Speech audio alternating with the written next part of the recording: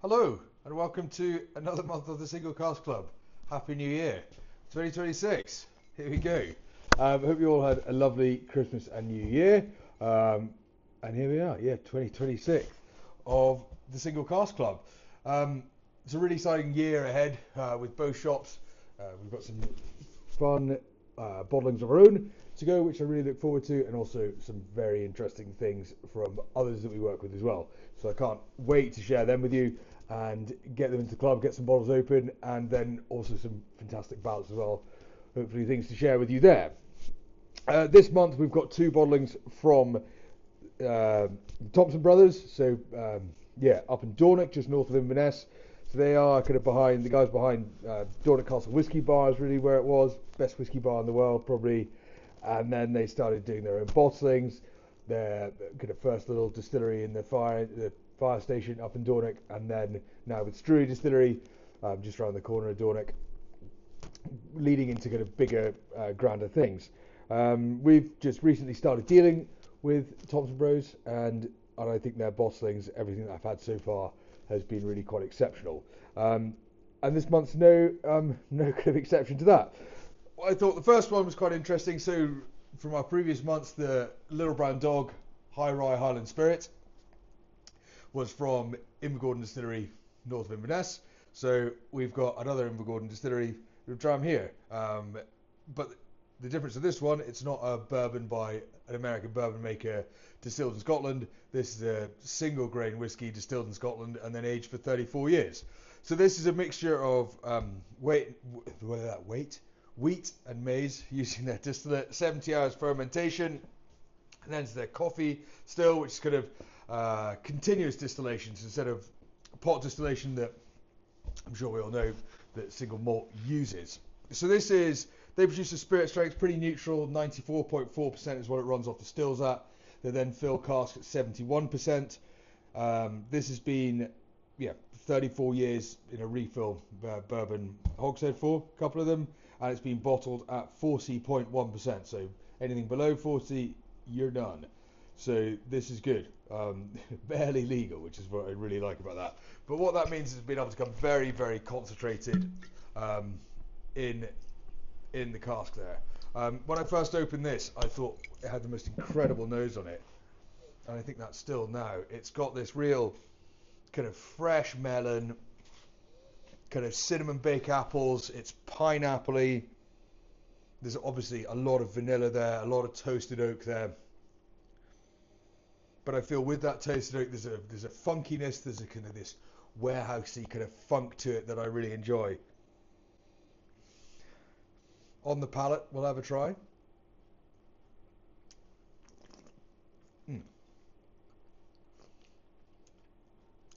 The mouthfeel is fantastic, I think. When you get old grain like this, that spent 34 years coming from 71 all the way down to 40%, you get this really rich creme caramel. It's more melon. It's demerara sugar. I wrote in the tasting notes online. It's like that the little bits of vanilla sponge that you get in primary school. That's like the vanilla sponge with the white icing and the sprinkles on the top. It's like an adult version. This is an adult version of that in a glass and obviously in whiskey form. And then the finish.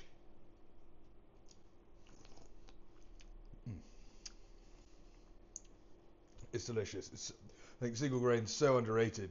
34-year-old stuff. It's glorious. The finish is kind of candied citrus oranges. It's kind of super smooth. It's incredibly delicate. And that is our 34-year-old Invergordon from the Thompson Bros. So enjoy that one, and we shall get to dram number 2. Cheers.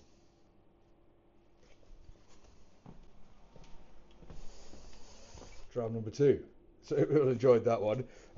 As I mentioned, this one is again from Dornoch, Thompson Bros as well. But this time, instead of just north of Inverness with Invergordon, we're just south of Inverness, east of Inverness, down in Royal Brackla. So this chuffed with, it's got a really classic Brackla style spirit. So Brackla's owned by Bacardi. Majority of what it does goes into blends. what that means is they produce a big, heavy, meaty spirit which loves sherry. Here we have an 11-year-old Royal Brackler that's been finished in sherry. Nice. Yeah, and what I like about this particular Royal Brackler, it's got that really classic candied orchard fruit style, but then it's also got a classic Highland style spice as well that provides a lot of a wonderful kind of welcome balance to it. With this one, I think just a younger, more playful, super approachable style whiskey at a fantastic price point as well. So on the nose, we've got kind of dark berries, chocolate,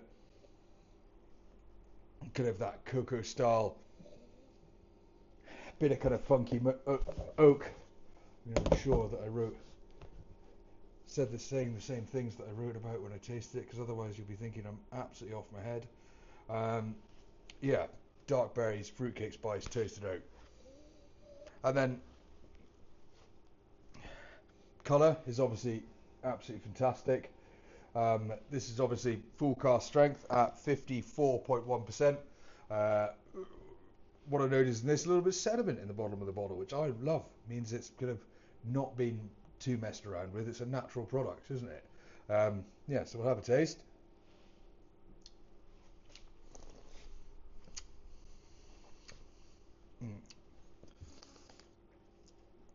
It's rich, it's full, it's got this straight spiciness to it. That spirit is full as well. It's warming, it's really carrying that level of kind of rich caramel, citrus peel, Highland spice, kind of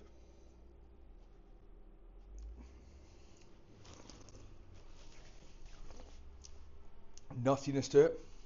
It's kind of monkey nut style, a bit more kind of maybe Brazil nut as well, in that kind of real creamy depth to it that it gets. Then the finish,